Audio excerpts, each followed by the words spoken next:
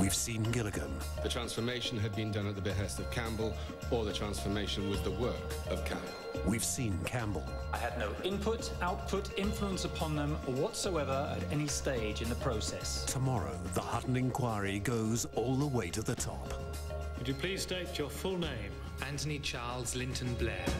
Daily reconstructions of the inquiry that's lifting the lid on government and the media. Tomorrow at 9 and 11 p.m. only on Sky News. The key evidence from day 11 of the Hutton Inquiry. It uses the official inquiry transcripts. Over to Sky's Tim Marshall.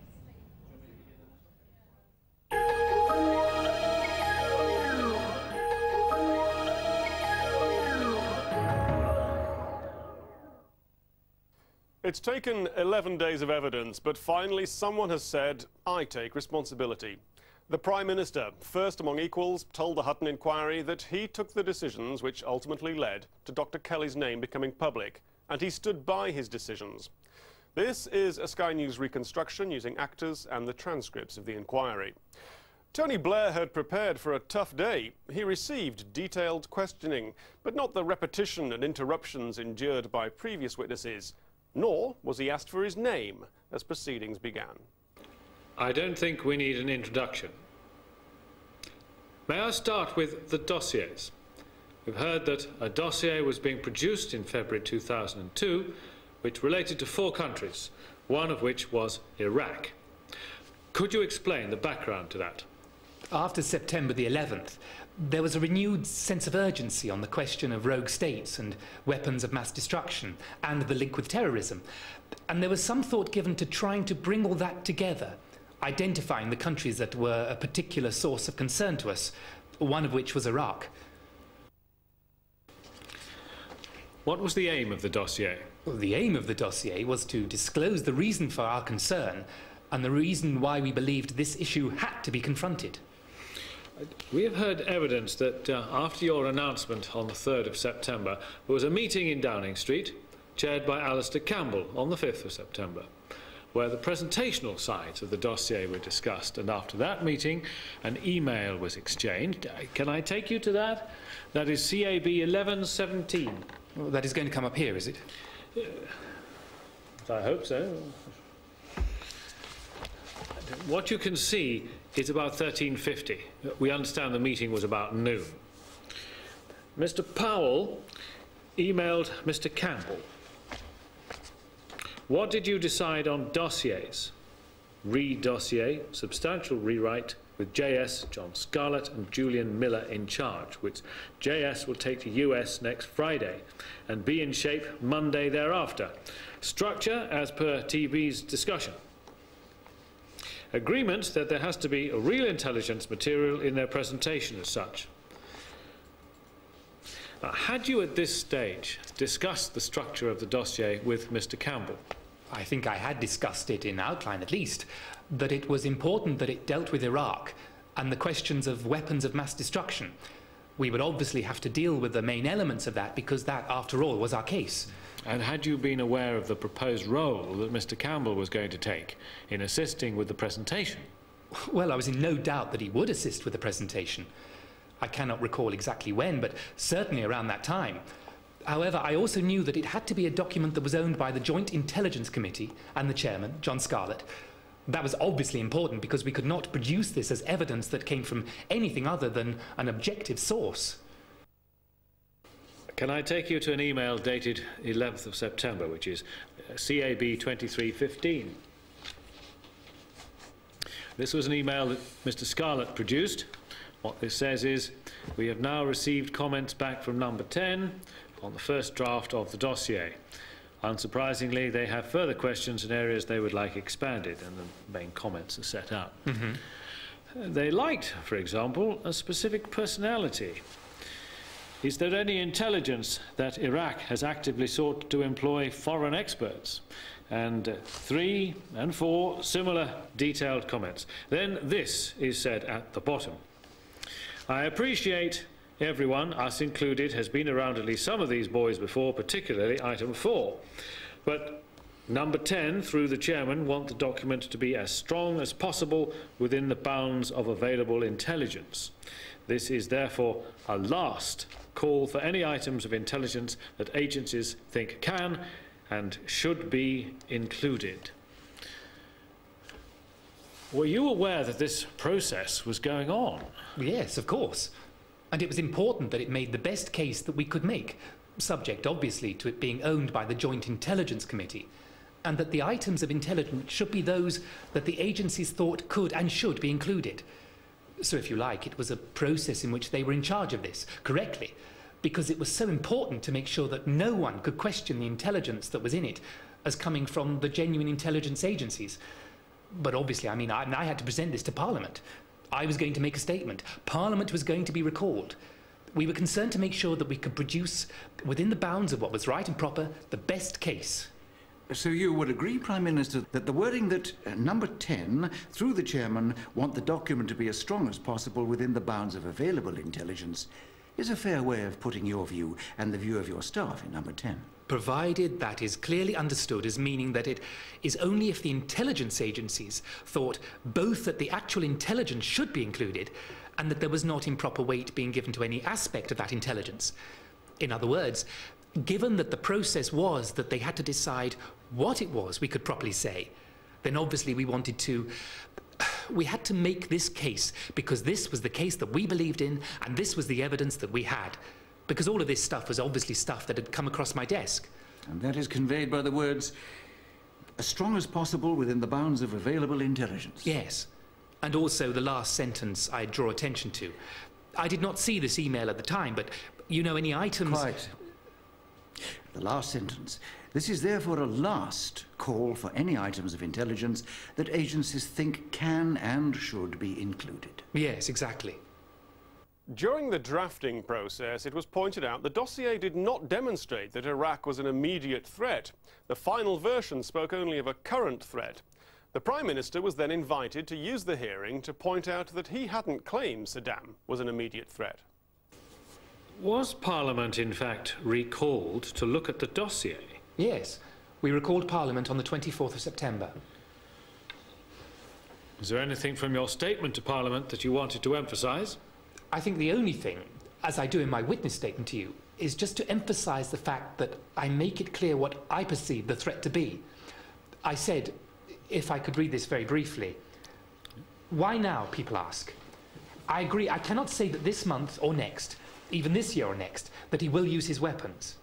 But I can say that if the international community, having made the call for his disarmament, now, at this moment, at the point of decision, shrugs its shoulders and walks away, he will draw the conclusion dictators faced with a weakening will always draw, that the international community will talk but not act. Then I go on to say, if we take this course, he will carry on. His efforts will intensify, his confidence grow, and at some point, in a future not too distant, the threat will turn into reality. The threat, therefore, is not imagined. The history of Saddam and WMD is not American or British propaganda. The history and the present threat are real. And that was the process by which the dossier was produced, as far as you had any involvement in it? Yes, that's right. Were you aware at the time about any unhappiness amongst members of the intelligence services with the process by which the dossier was being produced? Absolutely not, no. But according to a report on BBC Radio by Andrew Gilligan on May 29th, there was disquiet. A few days later, he went further. In a newspaper, he wrote that his source said the claim that Iraq's weapons of mass destruction could be readied for launch within 45 minutes was inserted into the dossier by Alistair Campbell against the wishes of intelligence officials. Mr. Blair told the inquiry that, hand on heart, this was untrue. If it was true, it was a resigning matter. Well, yes. What that then did was, you already have this extraordinarily serious allegation which, if it were true, would mean we had behaved in the most disgraceful way and I would have to resign as Prime Minister. Then what you had was a very specific allegation, and putting Alistair Campbell into this. Now, if I can say this with all sort of due deference to the media and everyone, I mean, the insertion of Alistair's name was, once you then put that into the pot along with everything else, you have something that is no longer a small item. There is the person who was a BBC correspondent saying specifically that his source for this someone in charge of drawing up the dossier had named Alistair Campbell as the person who put it in. Well, the combination of those things, both the original report and then the Sunday newspaper follow-up, well, to be frank, ever since then, that has been the issue. I mean, we're 3 months on, and it is still the issue. You considered, I think we have heard from Mr. Campbell, putting this to the Intelligence and Security Committee in a way of dealing with the issue. Is that right? Well, what happened then was we were then in a complete and full storm. I mean, I do not make any criticism at all of the opposition parties, everybody, but by the time we got to Monday in the Parliament, it was more or less a given that this is what had happened, that Alastair Campbell had actually produced the intelligence, not the Joint Intelligence Committee. Well, unsurprisingly, that was a pretty big issue. There was a raging storm going on, and it was clear, because there were a lot of calls for inquiries, there was going to have to be some sort of inquiry into it. I thought that the Intelligence and Security Committee were the right people to deal with this. I thought they were the best people to deal with it. I thought they would deal with it in a sensible way. And I also thought this is within a fairly narrow compass of fact. We either did this thing or we did not do this thing. So if they were able to look at it and make a decision, then that would be the best way of dealing with it. The matter eventually went to the Foreign Affairs Committee. It was close to making its report on the affair when the Prime Minister learned an official had come forward saying he might be the man Andrew Gilligan considered his source. Mr. Blair agrees. He supported the idea that Dr. Kelly would have to give evidence. If not, he, Tony Blair, would be open to charges of a cover-up. He told the inquiry that he wanted the Ministry of Defence to be in charge of the process of dealing with Dr. Kelly, but he called several Downing Street meetings. Lord Hutton wanted to know why. Prime Minister, I've asked other witnesses why these very senior officials were all concerned with this matter. There was a discussion, and Mr. Powell discussed with Sir David Manning, Sir David Oman, and Mr. John Scarlett. Why were so many senior officials concerned with this? I think it was really that this was... I mean, this whole issue was still the dominant issue. You had the Foreign Affairs Select Committee report on the Monday into really the nature of the allegation. Then suddenly at the last minute comes forward somebody who might be the source. And I think there was a real concern on the part of everyone. We were in a quandary, frankly, right from the very beginning. The Foreign Affairs Select Committee is about to report on the Monday. The report is going to deal precisely with the Andrew Gilligan allegations, and here is somebody who suddenly emerges as the person who may be the source of those allegations. Yes? I think the reason why people were involved at a senior level in the civil service were, first of all, that it was very important. Secondly, certainly as the matter developed, I was very, very keen, indeed insistent, that we did have the senior people involved, because I anticipated right from the very beginning that there were going to be a lot of questions asked afterwards about, when did you know? Why did you not tell the chairman of the Foreign Affairs Committee? How could you let them make their report on Monday when you were in possession of information plainly relevant to their report? That was, I think, the explanation as to why people at a senior level were involved. Again, I think, having heard a considerable amount of evidence, the reason may be obvious, but why was this a quandary?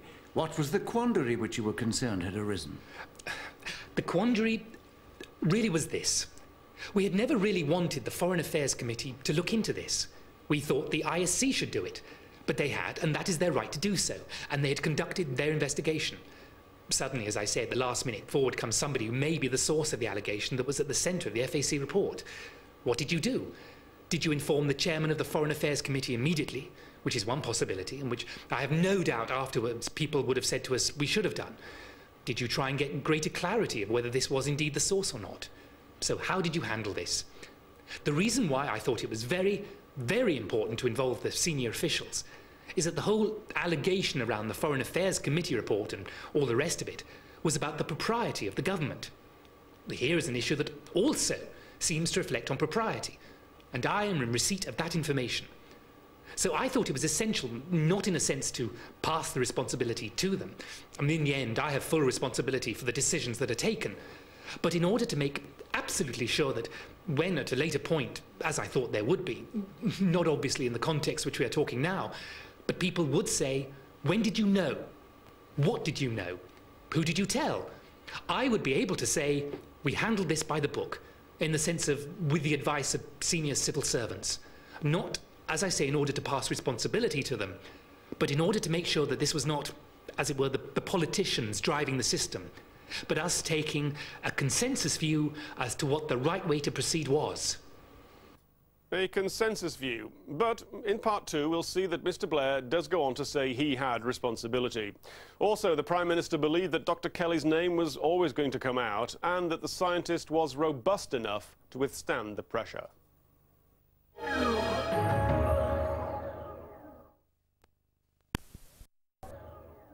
We've heard from Tony Blair that he felt the accusations surrounding the Iraq dossier were so serious he would have resigned if they were true. But he repeated several times they weren't. And Dr Kelly? Mr Blair insists that once he'd come forward, he would have to give evidence, but that the process of handling him would have to be by the book as he was prepared for the Foreign Affairs Committee. You have mentioned your concerns that the government might be accused of a cover-up in relation to the FAC. Were you at this stage keen that the FAC reopen their inquiry, or did you have any view on that? No, I mean, look, if I'd really wanted the FAC to do it, I think I could perfectly properly have put that information before the FAC, actually on the Saturday or Sunday. I really wasn't sure what the right way to handle this issue was, but I knew that what we couldn't do was be in a situation where we were accused of misleading the FAC, and that the reason why I thought it was all so important to involve the senior officials, as I was saying to his lordship just a moment or two ago, was in order to make it, you know, to make sure that we were operating in a way that they were content with. And therefore, if at a later time people say, why on earth did you not give this information immediately to the FAC over the weekend? I could say there were discussions going on. It was being handled by the MOD. This was the advice given to us by officials. Not, as I say, to put off responsibility. Responsibility is mine in the end. I take the decisions as Prime Minister. But in order to be able to say we had played it by the book. So, in the light of those considerations, who decided to do what? Well, we decided that the... How do we then proceed? We cannot conceal this information. What is the best way of proceeding? And I mean, it was a discussion about it, and I think the consensus was that the best thing was that David Oman should write to the chairman of the ISC, copy it to the FAC for courtesy, and then make public the fact that the source had come forward. Why was there a need to make public the fact that a source had come forward? Well, for two reasons, really. I think, first of all, we were at any point concerned, as I said a moment or two ago. I think we were quite surprised on the Monday it had not already come out, but we thought that it was likely to come out at any particular point. And secondly, because once you'd copied it to the FAC, I mean, I thought there was a remote possibility the FAC might decide not to interview him, but I rather thought that they would. And that was the reason that it was decided to publicise the ISC letter? Well, that you had to at least, in respect of the fact that there was somebody who had come forward. My concern was to get that information not concealed, but as it were, out there, so that no one could say afterwards, look, this is something that you people were trying to cover up or conceal from a House of Commons committee. And that was the view of the meeting. Again, I say this in absolutely no sense to say this was a civil servant's decision rather than my decision. I take full responsibility for the decisions. I stand by them. I believe they were the right decisions. But the advice also of Sir David, in particular, who was, if you like, the key person for me, was that it would have been improper to have withheld this from the FAC. We know that the lead department in respect of these decisions was the Ministry of Defence. We also know that I think Mr Hoon was not there, and Sir Kevin Tebbit was giving medals to members of HMS Nottingham in Portsmouth. What was done in relation to ensuring this was a Ministry of Defence decision at this stage? Well, what we did is... I mean, Kevin wasn't there as he was down in Portsmouth. As I say, I thought this issue... we had to deal with it. But the decisions that we were taking at that meeting were very much obviously to be referred back to Kevin, and he was going to join us as soon as he came back from Portsmouth. I think it was also agreed that whatever way we proceeded should be put to Dr. Kelly for his agreement too, or any statement that was made should be put to Dr. Kelly too. Mr Blair had argued that the Ministry of Defence was the lead department. The way he explained it, a decision made in Downing Street would be referred to the MOD's Kevin Tebbit. James Dingemans then led Mr Blair to the questions and answers drafted for MOD press officers, allowing them to confirm Dr Kelly's name if it was put to them. Was that the intention? Now, these questions and answers, it appears, assisted the journalists in identifying Dr Kelly. Do you know whether any view had been taken that that should happen? No, I do not. But I have to say that I think that the basic view of this was, you see, we were quite clear the name was going to come out in one way or another. And as far as I'm aware, I think someone said this at the meetings, Dr. Kelly was aware of that too. I think it was decided to do this by way of a public statement, not mentioning the name. A, because we were not entirely clear. B, I think to give at least a little bit of time to us. But the important thing was that at least the fact that someone had come forward saying, I am the source, was no longer something we possessed. We had actually been open and said, this is the case. Now, do you think, perhaps looking at it in retrospect, that it might have been a more appropriate procedure if the source had simply been named in the statement? I have obviously thought very carefully about whether there were alternative ways of dealing with this. One alternative was certainly to make an open statement and name him up front. I think the reason for the hesitation there was, well, we couldn't be absolutely sure about this. I seem to recollect, but I can't be sure who said this and exactly when it was said, that there was some issue as to whether Dr. Kelly himself didn't want to be named in what I think was called the first wave of media focus on it. But I mean, the only thing I would say, my lord, is that if we had named him in the statement, I mean, I don't think the outcome in terms of him appearing in front of the FAC or any of the rest of it would have been any different. Was there any discussion about the pressure that Dr. Kelly might be exposed to when you were having these meetings on the 8th of July? Obviously, one of the things that was part of the conversation that we were having was what Dr. Kelly did. What sort of person was he? What experience did he have? I mean, all I can say is that there is nothing in the discussion that we had that would have alerted us to him being anything other than someone, you know, of a certain robustness who was used to dealing with the interchange between politics and the media. Having said that, incidentally, it is never, ever a pleasant thing. Indeed, it is a deeply unpleasant thing for someone to come suddenly into the media spotlight. Certainly we were aware of that. It is one of the reasons why the press statement, I think it was said at the meeting, should be agreed with Dr. Kelly. But there was, in my view, no way of avoiding the fact that you could not keep this information private.